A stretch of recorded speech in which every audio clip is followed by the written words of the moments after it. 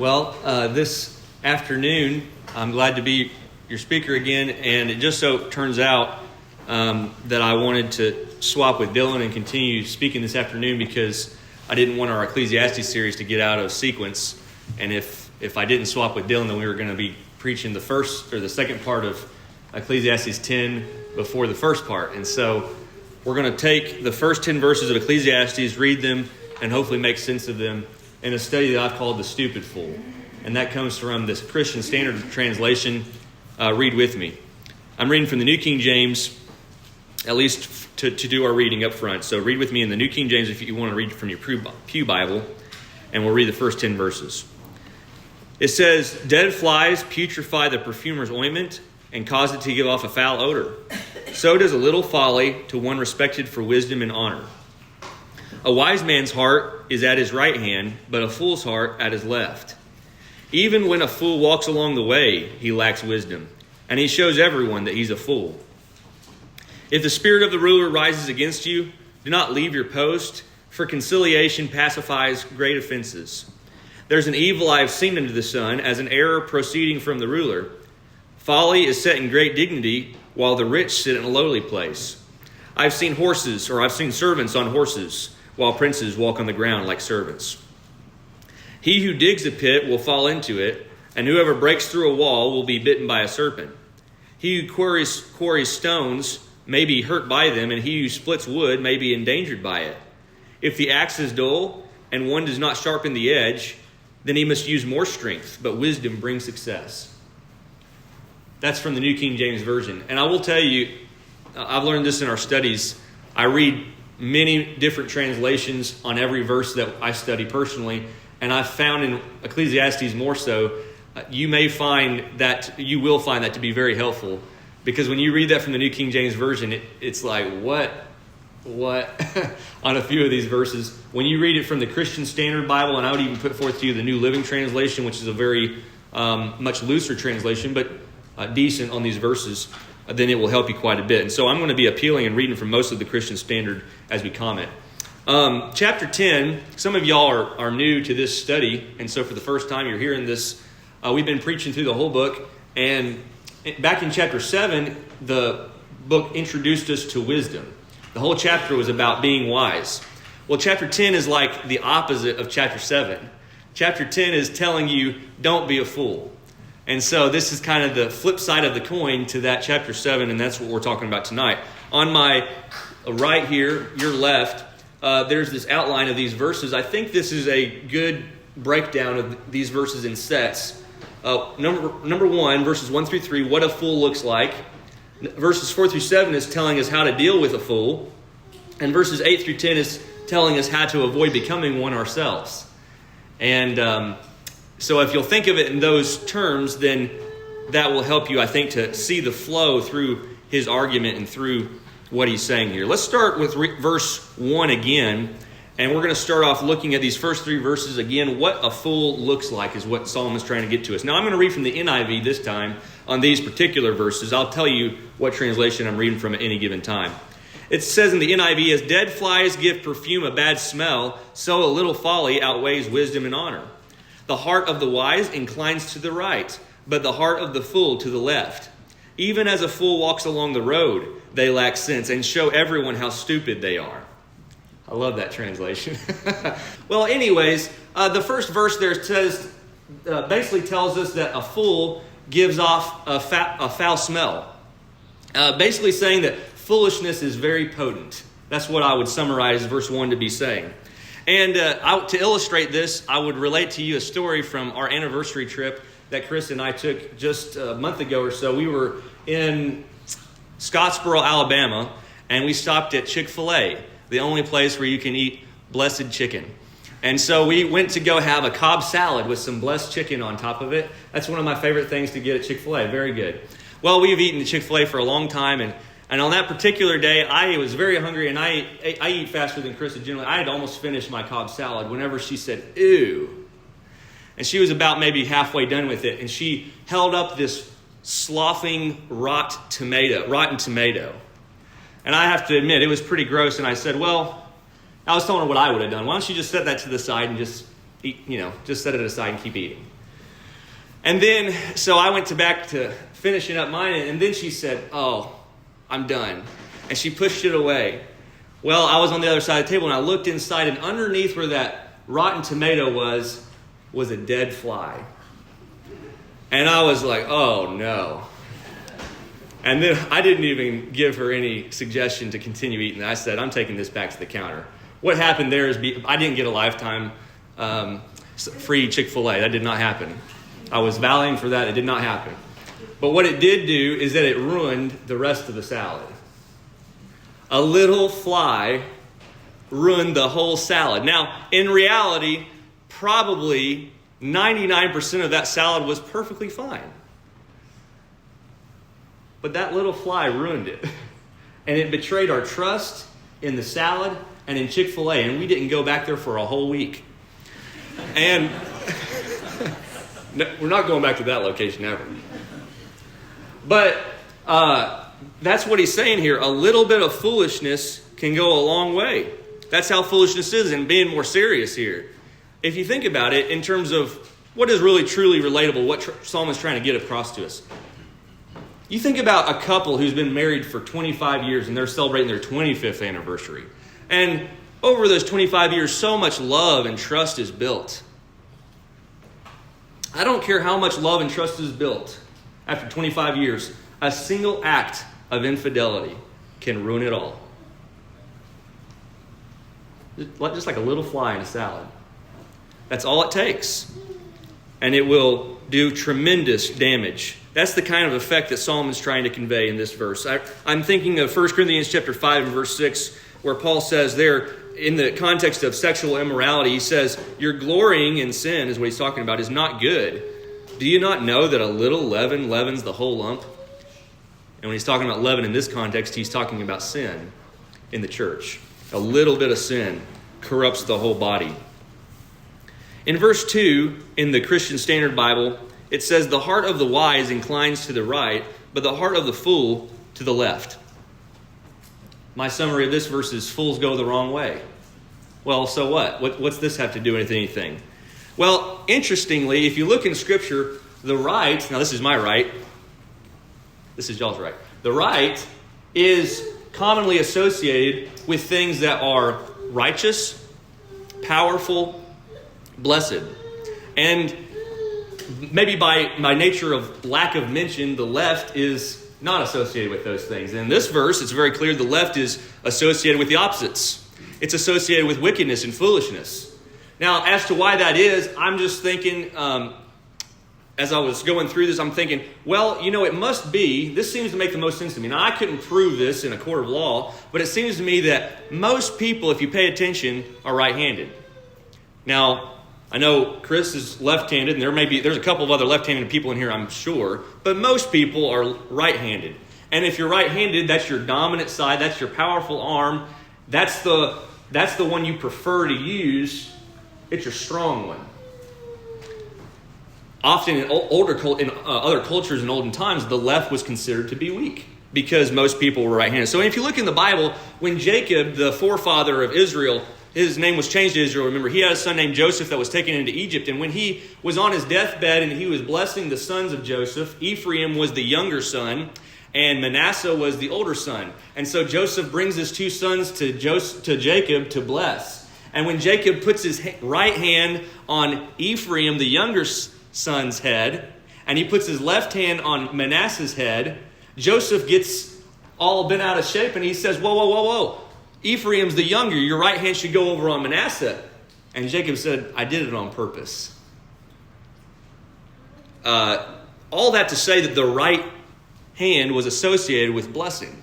And the firstborn was supposed to receive that blessing. Just an interesting detail. In the Song of Moses after the Exodus, in Exodus 15 verse 6, Moses sings about how the right hand of God is powerful. Not the left hand, interestingly. When Stephen sees Jesus standing in the heavens when he's being stoned to death, in Acts chapter 7, verse 55, he sees Jesus standing at the right hand of the Father. And then we keep on reading in Scripture and we see that when the priest, Aaron, was consecrated to his service, the orders were to kill a lamb, I believe it was, or oxen. And take the blood and dip it on his right ear of Aaron, on his right hand, and on his right foot. All of that associated with his more powerful side, or the righteous side. And the lamb, or the ram rather, that was used in the wave offering of this ceremony, interestingly, only the right thigh of that ram was supposed to be used in the wave offering. Now, I could give you many, many more examples, but all this to illustrate that the right side is predominantly associated in Scripture with righteousness and wisdom. And so, when Solomon says the heart of the wise inclines to the right, he's signifying that there's two ways in life. There's the right way associated with righteousness, and there's the left way associated with unrighteousness and foolishness. And foolish people's hearts just habitually lean to the left, meaning that foolish people tend to habitually do things that are foolish and stupid. And righteous, wise people, by nature of being wise, lean toward the right. And they seem to just be more natured to the right. And this calls to mind the Sermon on the Mount by Jesus in Matthew 7, verse 13. We've read this many times. Maybe you've not heard it many times. It says there, "Enter by the narrow gate, for wide is the gate, and broad is the way that leads to destruction. And there are many who go in by it. Because narrow is the gate, and difficult is the way which leads to life, and there are few who find it." The right way, and I've illustrated that passage here on my left, and I put those backward just to make you think, really. But he's saying the righteous way that leads to life is very narrow, and the broad way which leads to hell is very wide. It has to be wide because so many people travel down it. The wide way has to be wide because so many people want to take that way because it's the easy way. It's the easy way. And Solomon's saying, don't go left. Don't take the easy path. Go right. When you're working out, you never notice this? I don't know if you notice. Maybe some of you don't go to the gym at all. And I'm not speaking down on you if you don't work out your bodies. Now, there's benefit to it. Paul even says there's some benefit to exercising your bodies. But you notice that most of the people that don't go to the gym, maybe that's all of us, save John and Reese, all the rest of us don't go to the gym. And so we're not going to the gym because it's the easy way. It's easier not to exercise our bodies. And all the people that I notice do go to the gym, there's a very small percentage. If this is the point of resistance and fatigue, there's very few people that push past that point. There's only like 2 or 3 people that are really grinding in the gym. I find that to be the case. And then there's even fewer people, there's fewer chance diers in the world that actually do a cold plunge before they start working out in ice cold water. Very, very few. And the point is that why is that? Why are there so many people that don't push themselves past the limits where real gains are made, where real muscle is made? Because it's so easy to just sit on the couch and do this. And really, I mean, that's the easy way. That's how it is with life and righteousness. If it was easy to live a righteous life and be wise, there'd be a whole lot of people doing it. And if it was popular to be righteous, then everybody would be doing it. But it ain't popular and it ain't easy. And so everybody goes left, it seems. Well, Solomon was teaching the Sermon on the Mount principle way back in the Old Testament. And so let's go to verse 3 and we'll stop lingering on that. It says there in verse 3 in the Christian Standard Bible, "Even as fools walk along the road, they lack sense and show everyone how stupid they are." And this verse is teaching us that fools give themselves away. And what I mean by that is they're basically holding up a sign saying, "I'm a fool." They give themselves away as to who they are in a crowd. I want to draw your attention to the U.S. Department of Motor Vehicles. And I don't really want to bring down people who prefer to drive motorcycles or get excitement out of that. But I do want to use motorcyclists, as a point of illustration here this afternoon. Per vehicles, miles traveled in 2021, this is only 4 years old, this data, the fatality rate for motorcyclists was 30%. Almost 24 times the passenger car occupant fatality rate of just over 1%. I knew it had to be higher for motorcyclists, so I looked this stuff up. It was almost 24 times higher that you would die in a motorcycle wreck than you would in just a regular car accident. One time I was thinking back as I was reading these statistics, and I was driving on the interstate, I think in Atlanta, and I was going 75 miles an hour. I was going the speed limit. And on my left, flew by me a motorcyclist with no helmet on. And that wasn't even the dumbest part. He was on his back wheel only, doing a wheelie for well over a quarter of a mile, next to a semi-trailer, and then between me and the semi-trailer. And I thought to myself, that has got to be the dumbest person in the whole world. And then I read Ecclesiastes and I said, that is the dumbest person in the whole world. Fools show everyone how stupid they are. Have you ever heard the phrase, that person's got sucker written all over their forehead? That's a way of speaking of somebody that you can tell them just about anything and they'll believe it. That's another way of speaking about somebody being foolish. But this idea of stupidity and foolishness is not just restricted to motorcyclists who drive on their back wheel with no helmet and to gullible people. It's really speaking about, well, let me just give you this definition from Philip Ryken in his commentary of what a fool is. He says, a fool in the biblical sense is not necessarily someone with below average intelligence. Rather, the term refers to someone who lacks the proper fear of God and therefore is prone to go the wrong direction in life. I thought that was very well put, because if you think about it, there's a lot of fools who are extremely intelligent people. In fact, the book of Psalms tells us that the fool says in his heart, there is no God. And there are some really intellectually brilliant atheists, but the Bible calls them fools. So understand what a fool is, these people that give themselves away, holding up a sign, declaring who they are, as it were. And so if we've been paying attention in the book of Ecclesiastes, and we'll just take note of some of the cues that he's given us as to what a fool is, we'll see fools everywhere we go. In fact, we might look in the mirror and we might say, there's the fool. Because he says in Ecclesiastes 10:14 that they talk a lot. So just look for somebody that talks a lot, and that's a fool. They swear a lot. Ecclesiastes 5 verses 4 through 7. If somebody's always saying, I swear to God, that's a fool. They're loud a lot. Look for the person that's the loudest in the crowd. That's a fool, according to Ecclesiastes 9:17. They party a lot. They don't have time for sorrow and meditation. Ecclesiastes 7 verse 4. And they aren't satisfied with a lot. The more they get, the more they have to have. Ecclesiastes 4 verse 8. That's just a small sampling of the signs of a fool. And Solomon's saying here, they show themselves to everybody in a crowd. You'll know one when you see one. I've never seen a platypus, but I know I would know one if I saw one. And just the same thing with a fool. That's verses 1 through 3. Now, we spent quite a bit of time on that. Don't worry, we're not going to spend as long as we did this morning. On verses 4 through 7, the second section, Solomon tells us how to deal with fools. So now that you know what one is, look at Ecclesiastes, you look around the room, you spotted all the fools. Now, how do you deal with this person? That's your next step. In Ecclesiastes 10 verse 4, I'm going to read through verse 7 and reading from the Christian Standard Bible. It says, if the ruler's anger rises against you, don't leave your post, for calmness puts great offenses to rest. There's an evil I've seen under the sun, the sort of error that arises from a ruler.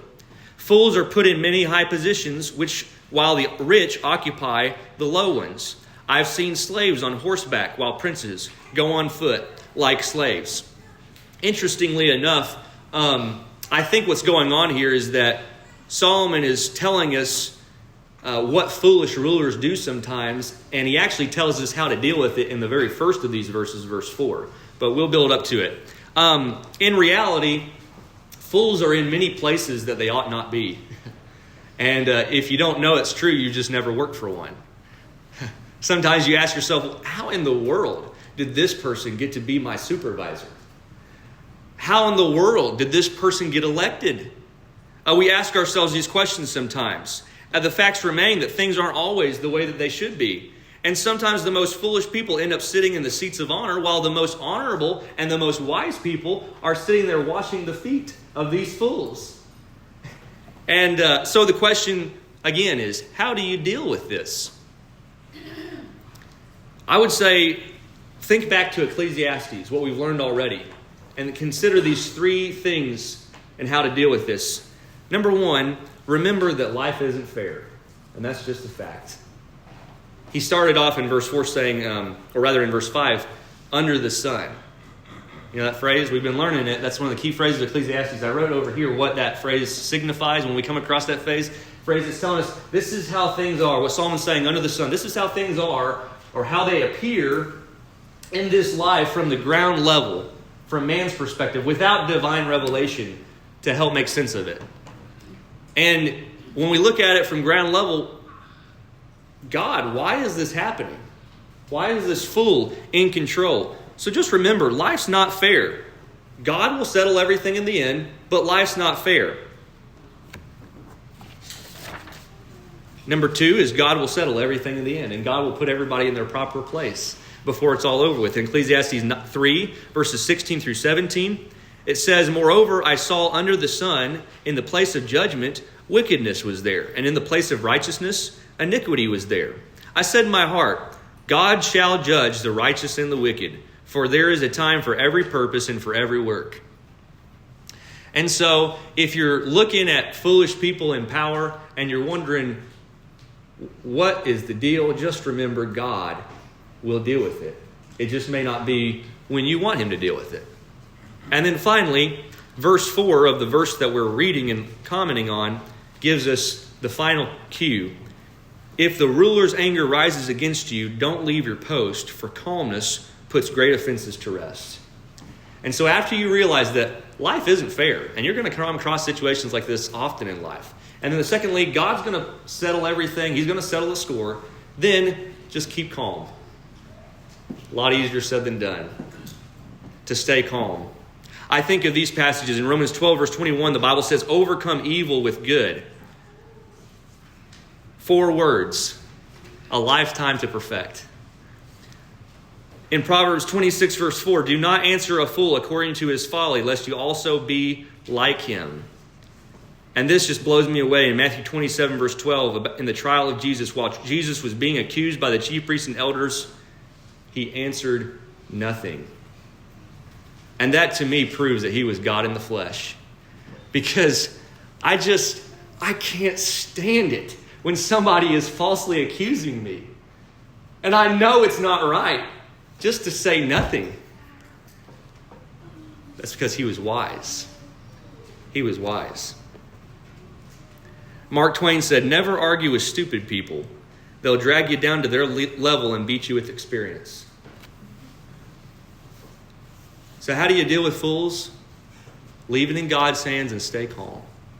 Again, so much easier to say than to actually do. And so that brings us to the last set of verses, verses 8 through 10, how to avoid becoming one yourself.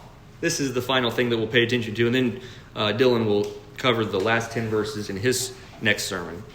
Let's read these verses. I'm going to read these verses from the New Living Translation. It says, "When you dig a well, you might fall in.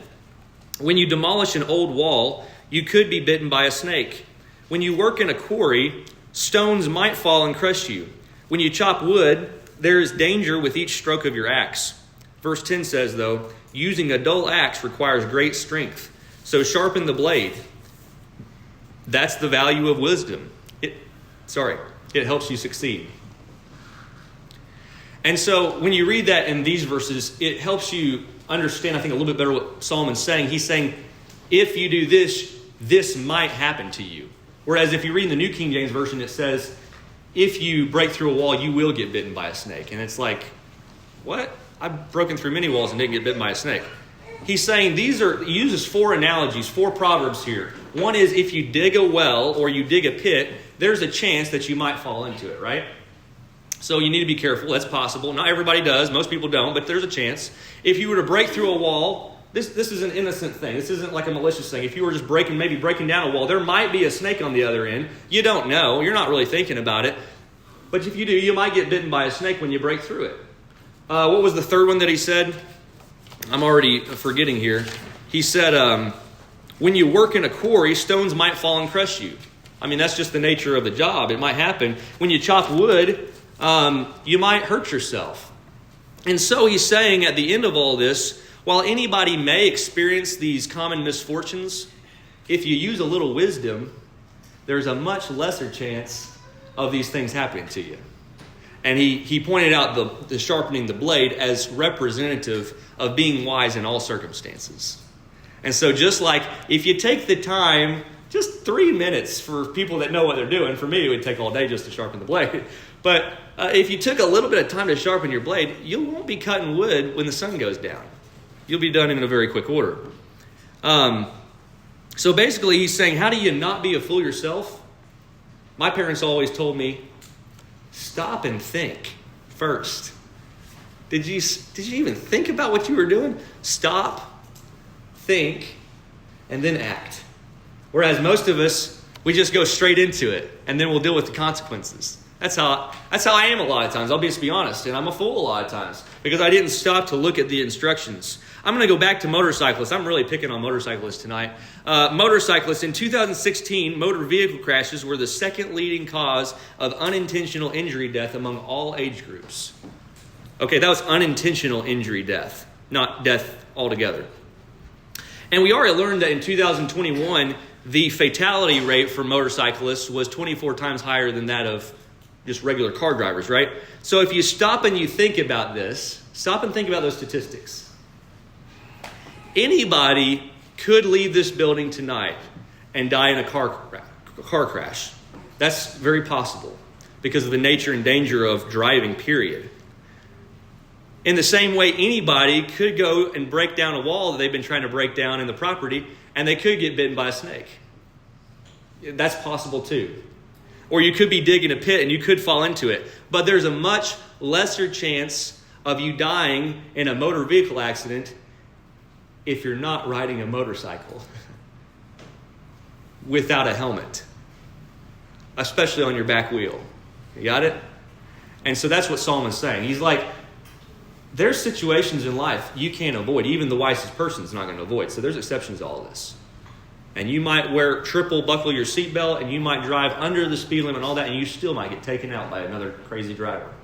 That might happen. But there's a much lesser chance if you just sharpen the blade of your axe. See what he's saying?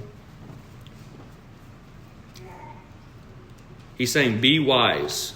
That's how you avoid being a fool. That's a lot more, that's pretty general. But just listen to what I've been saying this whole time is basically what Solomon's saying. And so that brings us pretty well to the conclusion of our study. I'll just wrap up a few conclusions and takeaways that we've learned tonight. The first one from the first verse, it doesn't take very much foolishness to cause a stink. It can do a lot of foul. Fools habitually choose the wrong path that leads to destruction. You'll know a fool when you see one. Deal with foolishness by avoiding foolishness. And be wise. Sharpen your axe. I do want to read Ecclesiastes 10 verse 2 one more time. It says, the heart of the wise inclines to the right, but the heart of the fool to the left. I want to ask you tonight, what path are you on? Are you on the narrow path? Or are you on the wide path? And let me also say that just because you're a Christian, just because you've been baptized and become a member of the Lord's church, does not mean that you're on the narrow path. I know many Christians, I've been one, where I was a member of the Lord's church and I was on the wide path. So it's not a matter of, am I a Christian or not? It's a matter of, are you choosing daily to be on the narrow path? Are you listening to the Spirit and not to the flesh? The flesh pulls hard. And if I'm on the wrong path, it ain't God's fault. It ain't Satan's fault. It ain't my mom and daddy's fault. It's my fault for choosing the wrong path and choosing the easy way.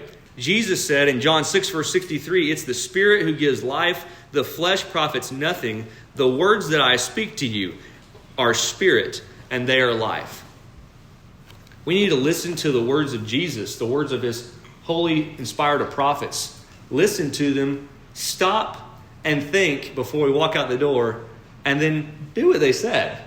And there's a lot less chance that not only will we have a difficult life in terms of just the everyday goings of life, but also that at the end of this life, we are standing on solid ground, saved in the blood of Jesus. And so we need to not be stupid and be wise. And that's what I would give to you this afternoon as the takeaway from our lesson and from our study. If you want to see more sermons like the one you just watched, then click on the subscribe button below and you'll be alerted when a new video is uploaded. Also, check out our website at chapelgrovechurch.com. At the top of the page, you'll find a resources button where you can take a free online Bible study series. One series is Are You Saved? It's a completely video series conducted by myself, Aaron Battey. The other one is written. It's called the Truth Free series. Upon completion of either one, you'll get a copy of a free book in the mail, Muscle and a Shovel. Thanks for watching our channel. We'll see you next time.